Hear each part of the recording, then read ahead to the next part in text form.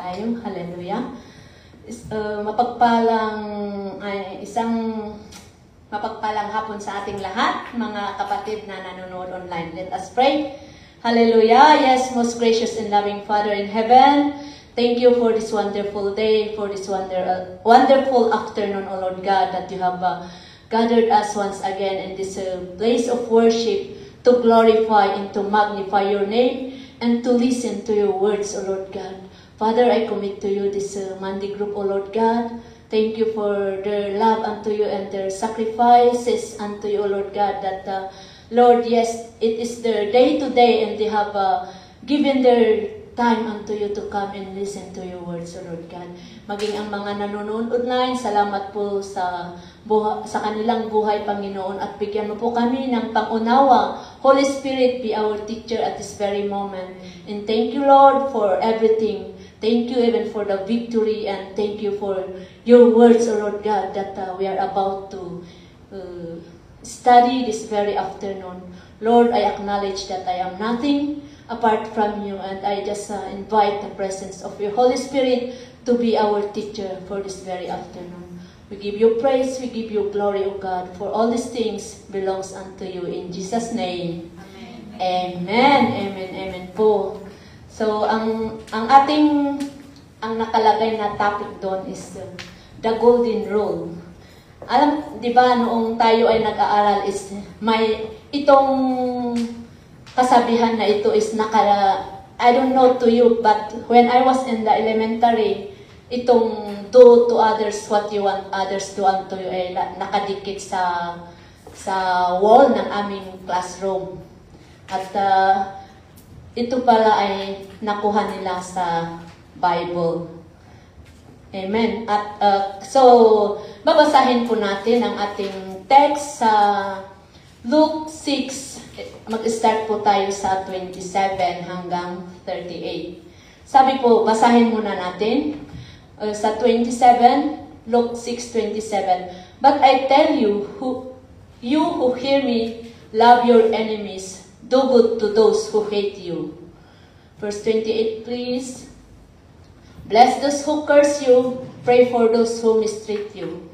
32 hanggang 38. And if someone strikes you on one cheek, turn to him the other also. If someone takes your cloak, do not stop him from taking your tunic. Give to everyone who asks you, and if anyone takes what belongs to you, do not demand it back. And 31, dito po nakuha yung ipinamagat ko sa ating topic ngayon na do to others as you would have them do to you. 32, if you love those who love you, what credit is that to you? Even sinners love those who love them. And if you do good to those who are good to you, what credit is that to you? Even sinners do that. And if you lend to those from whom you expect repayment, what credit is that to you? Even sinners lend to sinners, expecting to be repaid in full. But love your enemies, do good to them, and lend to them without expecting to get anything back. Then your reward will be great, and you will be sons of the Most High, because He is kind to the ungrateful and wicked. Be merciful just as your Father is merciful. Do not judge, and you will not be judged. Do not condemn, and you will not be condemned. Forgive, and you will be forgiven. Give, and it will be given to you. A good measure, pressed down, shaken together, and running over, will be poured into your lap. For with the measure you use, it will be measured to you. Hallelujah. Bless the Lord for His word.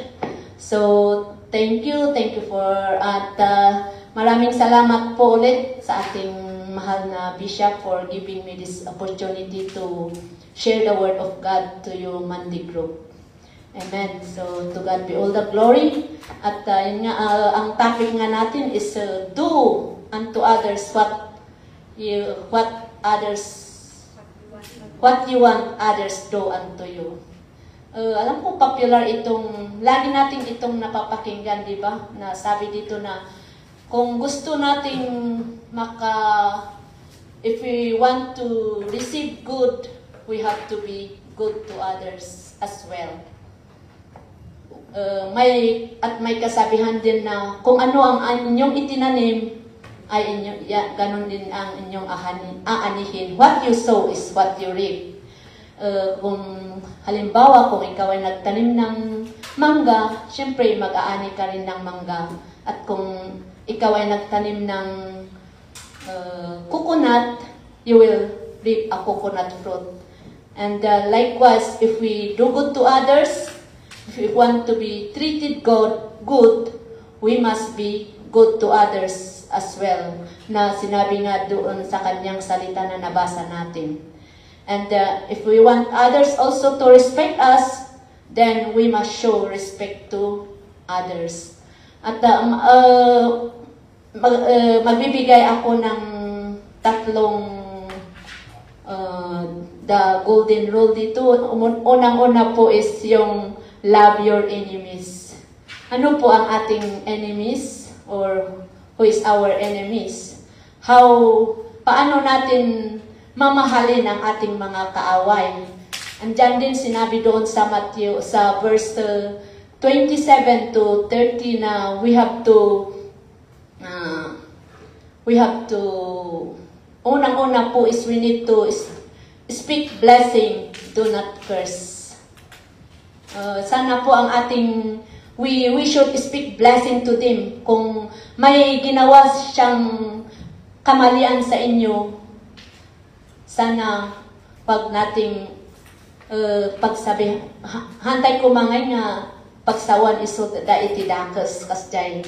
But then, let us speak the goodness of God so that they will be blessed. Amen. And yun po, we need to speak blessing, do not curse, doon sa verse 28. And another one is, let us pray for our enemies. Sa atin sa Pilipinas, it is also yung ating mga kaaway is yung mga kapitbahay. But if we read in Matthew 5 verse 43 to 44, you have heard that it was said, love your neighbor and hate your enemy. So, kailangan natin daw na mahalin ang ating mga kapitbahay.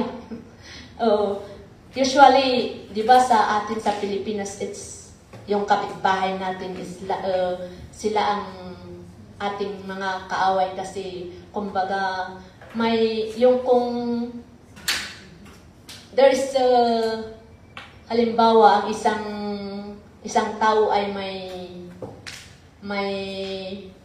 may sasakyan, yung kapitbahay, yung isang kapitbahay ay gusto rin niyang magkaroon ng sasakyan. At dangay iti apal, kumbaga, kaya kung minsan nagke-create ng away. So, sabi niya dito na let us, kahit ganun pa man, let us love our neighbor who is, sabi dito that love your neighbor and hate your enemy. Ang ating, mahalin natin ang ating kapitbahay at let us hate the enemy. Ang enemy po na sinasabi dito is yung mga, yung ugali nila na hindi maganda. Amen. And another one is let us show kindness. Diyan sa verse 35 to 36 ng Luke, pakibasa ulit. Can we read it? Sabi dito na, but love your enemies, do good to them, and lend to them without expecting to get anything back. Then your reward will be great, and you will be sons of the Most High, because He is kind to the ungrateful and wicked. Magpakita tayo ng kabutihan sa ating mga kaaway o yung mga taong galit sa atin. Sana ipakita natin ang kabutihan ng Panginoon sa kanila. Amen. Ipakita natin sa kanila na we are changed o tayo ay isang mananampalataya kay Kristo at sana makikita sa atin yung kabutihan ng Diyos. Yun po sana ang ating ipakita sa mga taong galit sa atin. Amen. As sabi niya dito, we have to show kindness to those who hate us because alam natin na ang Panginoon ang magre-reward sa mga sa ating mga ginagawa. Let us let us always remember that lahat ng mga kabutihan na ating ginagawa ay we are doing it also for the Lord. And if we want to, yun nga yung golden rule na kung gusto nating gumawa ng, ang isang tao ay gumawa ng mabuti sa iyo, kailangan din na gumawa ka ng mabuti sa ibang tao. Kahit yung example, kung gumawa ka ng isang magandang bagay sa isang tao at he didn't respond to that goodness that you have done to her or to him, always remember na ginawa mo yun because others, kahit hindi man siya mismo ang gumawa ng kabutihan sa'yo, other people will do good also unto you. Amen. So, ayun po. And then, pangalawa na golden rule dito is we have to forgive as Christ forgave us. Let us always remember that God loves us so much. That's why He gave His only begotten Son to us. So, we have to forgive others as Christ has forgiven us. If we could read in Colossians 3 verse 13, please. Sabi niya dito that, bear with each other and forgive whatever grievances you may have against one another. Forgive as the Lord forgive you.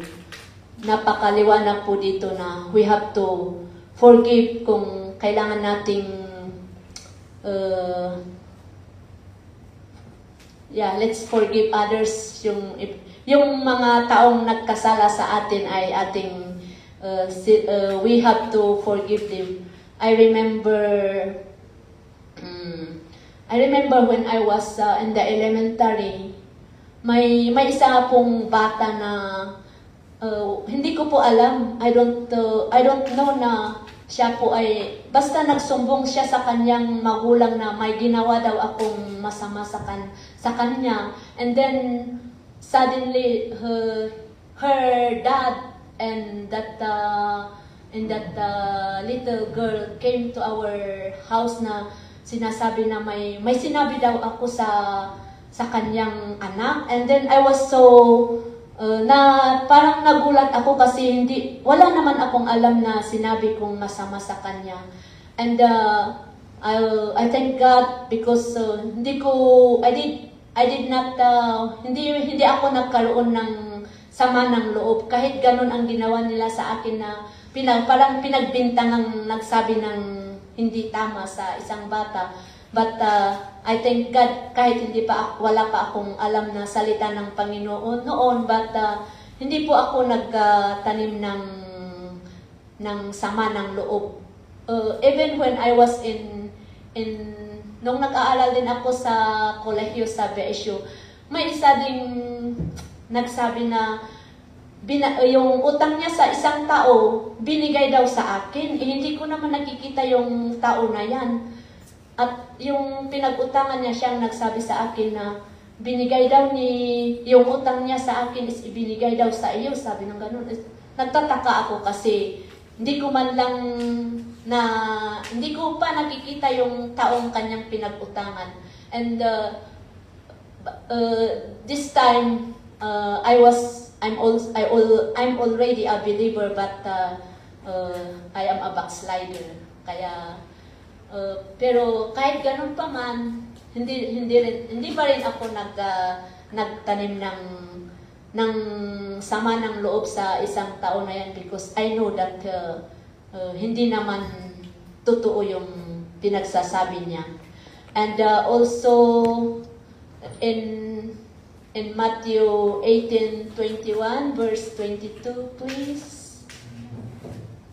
Then Peter came to Jesus and asked, Lord, how many times shall I forgive my brother when he sins against me? up to 7 times. 22, please. Jesus answered, I tell you, not 7 times, but 77 times. So, sabi niya dito na kung tayo daw ay magpatawad, hindi lang 7 times, kundi 77 times also. Ilan na kaya yun? Which means na dapat kung nagkasala ang isang tao sa atin is we have to release forgiveness. Amen. Huwag tayong magtanim ng sama ng loob sa isang taong nagkasala sa atin, kundi let us try to forgive that person. Amen. As Jesus, tinutulong po ni Jesus ito sa kanyang disciple, especially to Peter, kasi si Peter ang nagtatanong dito kung kailan mamin ano nga mang pakawan ko ma. The answer of Jesus here is that 77 times. And then even in Matthew 6:14-15, for if you forgive men when they sin against you, your heavenly Father will also forgive you. But if you do not forgive men their sins, your Father will not forgive your sins. Tandaan natin na kung tayo ay magpatawad sa isang taong nagkasala sa atin, ang Panginoon din ay papatawarin niya tayo sa ating mga pagkakasala. Amen. Very clear po dito sa kanyang salita that if you do not forgive men their sins, your Father will not forgive you. If someone hurt us or mistreat us, huwag sana tayong magtanim ng sama ng loob, pagkus ay ipanalangin natin sila. Kasi ito din ay nakakatulong sa atin mismo, sa ating sarili mismo. Let us remember that Jesus Christ has already paid the price for our sins and the sins of the one who offended us. Let us put that in mind. Amen. Na kung sino man ang nagkasala sa iyo, God already forgive that.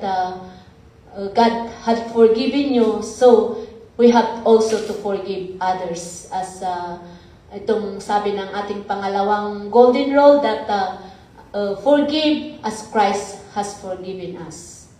And then ang isang example dito is, it was Jesus Christ. If we can read in Luke 23 verse 34 there, that this is the time when they are about to crucify Jesus.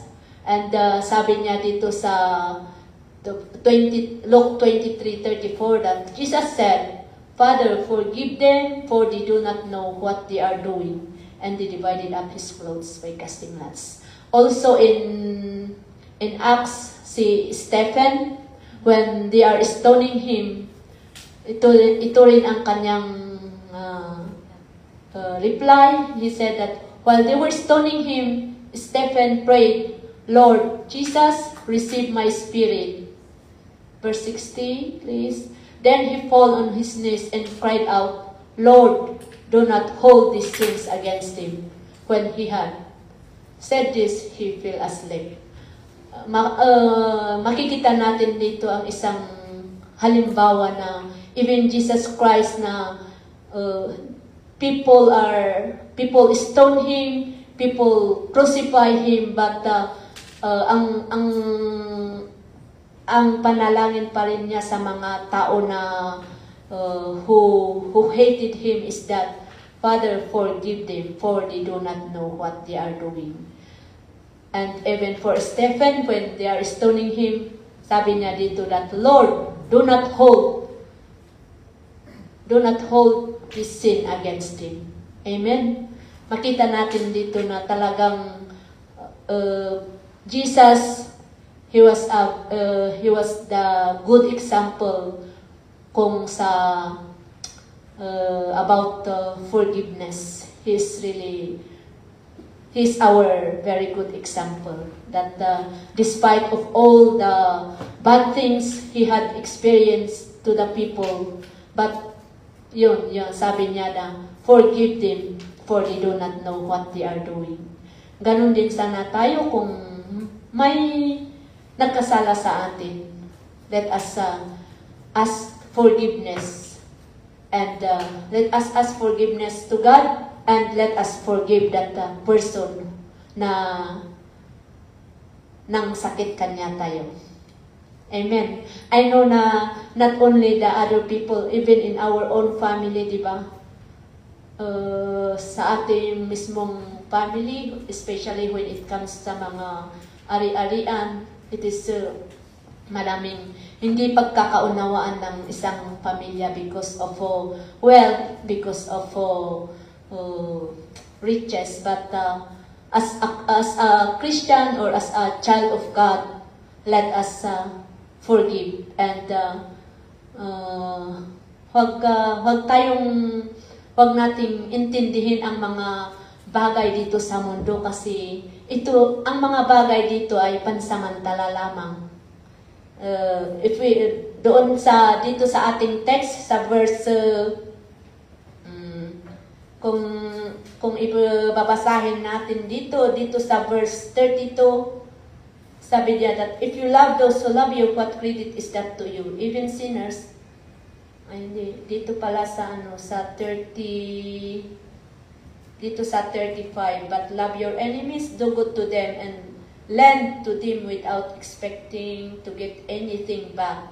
Then your reward will be great. Kung may sa ating pamilya na gusto nilang sa kanila lahat, let us ibigay lang natin kasi yun din ay pansamantala lamang. Ang mga bagay dito sa mundo is pansamantala lamang. I had nung namatay ang tatay namin, may adangay ti inpa tawid a kanya da nga sagbabasit nga lundi. And I remember that when I was in our place, dengan minulmulaan mi jay iti kamuti, a piece of land. But then there's one time that I had my vacation from Hong Kong, umuwi ako. Kasi yung piece of land na yan is malapit sa kalsada. And then doon kami bumaba with my cousin.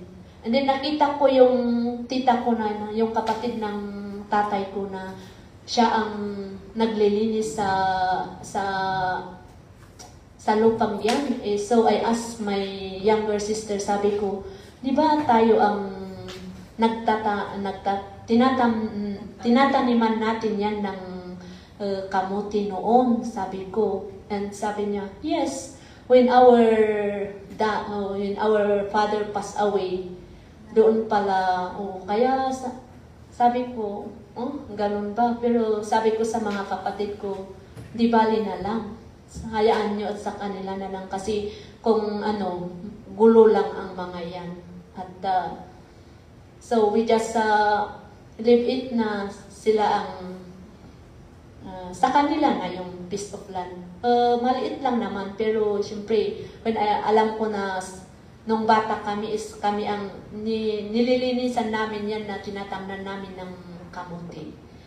So, ganun ang bagay na nangyayari dito sa mundo kahit mismong kapatid, yung nearest na relatives mo when it comes to ari-arian ay wala. Kaya sabi niya dito sa ating nabasa na dito sa verse 30 that sa verse 29, if someone takes your coat, do not withhold your shirt from them. Give to everyone who asks you, and if anyone takes what belongs to you, do not demand it back. Ganon din kung gumawa ka ng kabutihan o tumulong ka sa kapwa mo, lalong-lalo na sa atin dito sa abroad na siyempre we are all in a foreign land, and sometimes parang naaawa ka, di ba, sa mga kababayan natin. There sometimes may nagbibigay ng tulong, at yung iba naman is pinagsasamantalahan. Pero we thank God, kahit ganun kung tayo ay isang mananampalataya, even na pinagsamantalahan ka ng kapwa natin, let us not, wag sana nating dibdibin, but let us ask forgiveness. Karamihan dito is dahil sa utang din, kung minsan. Kaya sana iwas-iwasan natin ang mga bagay na ito para hindi tayo masaktan. Amen. And another one is dito sa number 3 natin is do not judge or you will be judged. Di ba kung minsan is may kasabihan na don't judge a book by its cover only. Sana huwag tayong, kung ano man ang nakita mo is dahil ngay daras ka ngayon nga mang dilaw ijay nga tao. Di ba, ugali natin yan noong hindi pa tayo nakakakilala sa Panginoon. I admit na ako kung minsan ganun din, na kung nakita mo lang is parang iba na yung iniisip mo. Pero sabi dito na let us not judge a book by its cover only. Kailangan nating di nga kitaon tayo nga nalaing, tayo nga daras nga mapan iti conclusion nga ni kastoy. At kung may narinig tayo na mga story ng iba, kahit hindi natin napatunayan, is naniniwala na tayo. Sabi ng Panginoon na kung ayaw mong ma-judge, do not judge also. Amen. Kailangan nating maging we have to ngay kuan tayo kumaiti let us always be aware of what we are doing, or sa mga naririnig natin na istorya lamang, na huwag tayong madaling maniwala. Kailangan na yes, we need to show kindness, and yes, yung to be compassionate sa mga ibang tao, kasi minsan hindi natin alam kung ano ang kanilang sitwasyon. Katulad kanina yung ating brother na dumating. Praise the Lord, kasi nga sabi na napapakinggan ko noon na nung nasa Aryon pa, nakita ko din naman siya nung malakas pa. But then now that medyo mahina na siya is parang, but anyway, kahit ganun pa man, every time na pumunta naman dito is kahit kunting bagay ang ating naibibigay sa kanya, at least may nagagawa pa tayo na kabutihan sa ating mga kapwa, kahit hindi natin alam kung ano kasi yung sabi niya kanina na pinapaalis daw ng yung day papagyanan da kanu papanpanawon da isuna, but we don't know. So let's just continue na ipag-pray siya at ang kanyang asawa din para maka-recover din ang kanyang asawa na nasa ospital. As we have heard yung sabi niya kanina. So, yun, kung gusto nating kung ayaw nating mahusgahan, huwag tayong manghusga. At kung gusto nating ang Panginoon ay mapatawad ang ating mga pagkukulang, ang ating mga pagkakasala, dapat tayo din ay magpatawad. At kailangan nating mahalin ang ating mga kaaway, ang lahat ng mga nagkakasala sa atin. Kasi sabi niya sa kanyang salita na ang hindi nagpapatawad ay hindi makakarating sa kaharian ng langit. At sabi din sa kanyang salita na huwag tayong dengihaan tayo kumanga ay gibalos. Do not repay evil with good, or doon sa dito sa Romans 12:19, sabi po doon na do not take revenge, my dear friends, but leave room for God's wrath. For it is written, it is mine to avenge. I will repay, says the Lord. Huwag tayong nehan tayo kung mga agibalos, kung nasaktan man tayo sa isang tao, sa ating mga kapatid, yung spiritual, yung kapatid natin mismo, kung nasaktan man tayo sa kanila, sa mga kaibigan natin, kung sino man ang nagkasala sa atin, sabi niya dito na, let us not take revenge, kasi ang Panginoon po ang bahalang He is the one who will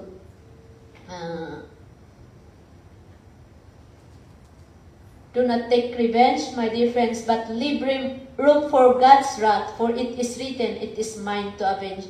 Ang Panginoon po ang mag-repay sa mga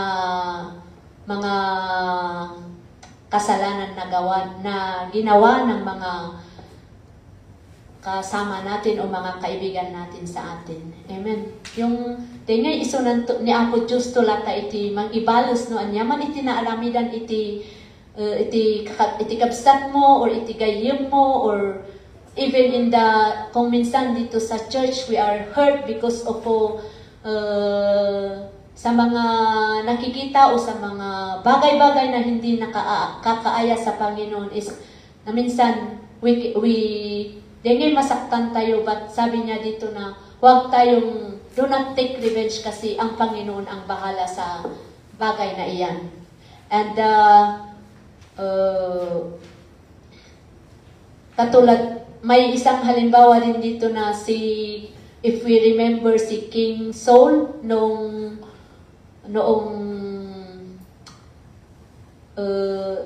King Saul, kaya na nga gusto niyang papatayin si King David, but actually yung ginawa ni King David is actually 2 times po na King David spared the life of King Saul, kahit gustong King Saul want to kill David, but David spared his life twice. At sabi, mababasa natin yan sa 1 Samuel 24. Kung basahin ninyo dyan, can we go to 1 Samuel 24 please? Verse 6 na, at ang dahilan nito is because of jealousy. 1 Samuel 24 verse 6. Sa preceding verse ng chapter na ito is doon, he said to his men, the Lord forbid that I should do such a thing to my master, the Lord's anointed, or lift my hand against him, for he is the anointed of the Lord. So, makikita natin dito na kahit gustong patayin ni King Saul si David, pero ito pa rin ang sagot ni King David na, I will not, the Lord forbid that I should do such a thing to my master, the Lord's anointed, or lift my hand against him, for he is the anointed of the Lord. And even in sa chapter 26 verse sa verse 17, same chapter. Nakita natin ang response ni David dito kay King Saul. Sabi niya dito that before this pala kasi can you 15 muna? Can we? Sabi niya dito that, may the Lord be our judge and decide between us. May He consider my cause and uphold it. May He vindicate me by delivering me from your hand. When David finished saying this, Saul asked, is that your voice, David my son? And he wept aloud. You are more righteous than I, he said. You have treated me well, but I have treated you badly. Actually, si King Saul po ang nagsabi dito. Kasi, yun nga, he is aftering the life of King David. But King David said that, I will not touch the anointed one. At ganun din sana tayo kung especially to our pastors or to our leaders, kung nasaktan tayo kasi hindi maiiwasan talaga na kung minsan makarinig tayo ng mga not good na sa ating mga pastor, but I know that ito po is because they want us to grow. Kaya ito po ay disiplina sa atin kung gusto nating lumako sa ating paninilbihan sa Panginoon. At kagaya nga ni David, that even though na ganun ang ginagawa ni King Saul sa kanya, but he said that the Lord forbid that I will nasaktan ko ang anointed servant of God. Hallelujah. So let us always remember ang golden rule na kung ano ang gusto mong gawin ng tao sa iyo, ang gusto ng ibang tao na gawin sa iyo, yun din ay you have to do it also. At yung sabi ko nga na kahit hindi sila mismo ang gagawa sa iyo, ibang tao din ang sa balingay nga tao timang subad iti dagiti banbanag nga aramidon tayo nga nasayaan.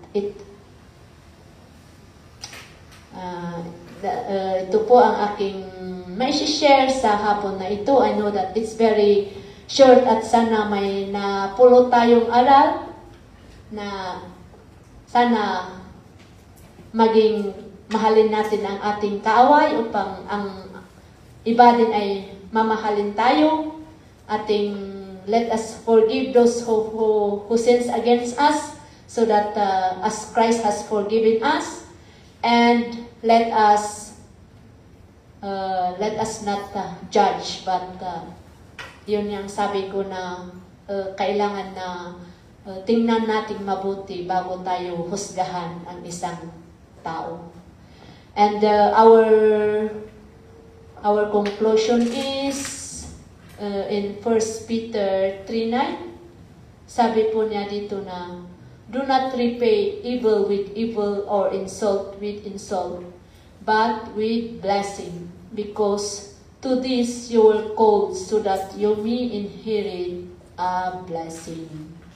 God will grant us His blessing if we do not repay evil with evil or insult with insult. Amen po ba? Amen. Amen. So I hope na may natutunan tayo kahit konti lang. Amen. So, yan po. Let us continue to do the best that we can do to serve our living God. Because ito po ang the reason why we are here on earth is to be a blessing to others, as God has blessed us also with spiritual blessing. Okay, so let us pray. Hallelujah. Thank you, Lord. Salamat po, Panginoon, sa inyong salita na aming napag-aralan. I know and I believe, O Lord God, that kahit simple po ito, Panginoon, but I know and I believe, O Lord God, that you will implant it in our hearts so that we will do it also to other people, O Lord God. That we will apply it, O Lord God, in our daily walks with you, O God, especially this golden rule na ang gusto mo po, Panginoon, ay kung ano man ang gagawin nila sa amin, kung ano ang aming ginagawa sa ibang tao ay yun din ang magagawa sa amin. And Lord, thank you for reminding us this word of yours, O God, so that we will know, O Lord God, how to respond to other people, O Lord God. Especially when they will treat us badly, O God, that Lord, we will do good unto them, O Father God. As you have said in your words na if someone will take things from us, O Lord God, we will not haan mi kadi apo Diyos na sublian no dikat, Lord, we will give it to them as you have said in your words. And thank you, Lord, even for this Monday group, O Lord God. Lord, continually bless them, O Lord God, as you know their sacrifices, O Lord God. Even the online viewers, O Lord, thank you for their lives, O Lord God, that they may continue to support this page, O Father God. And thank you for your words that are being aired every day, O Lord God. Even those who are listening, O God, that they don't have time to fellowship with you, but, O God, through this online services ay nakakapakinig sila ng inyong salita. Salamat, Panginoon, and thank you for your goodness and your faithfulness in the life of your people. Salamat po, Panginoon, maging ang mga Monday group. Basbasan mo po sila, even their loved ones, O Lord God. Thank you, and we want to give you praise. We want to give you glory, O God, for all these things belongs unto you. In Jesus' name, amen and amen.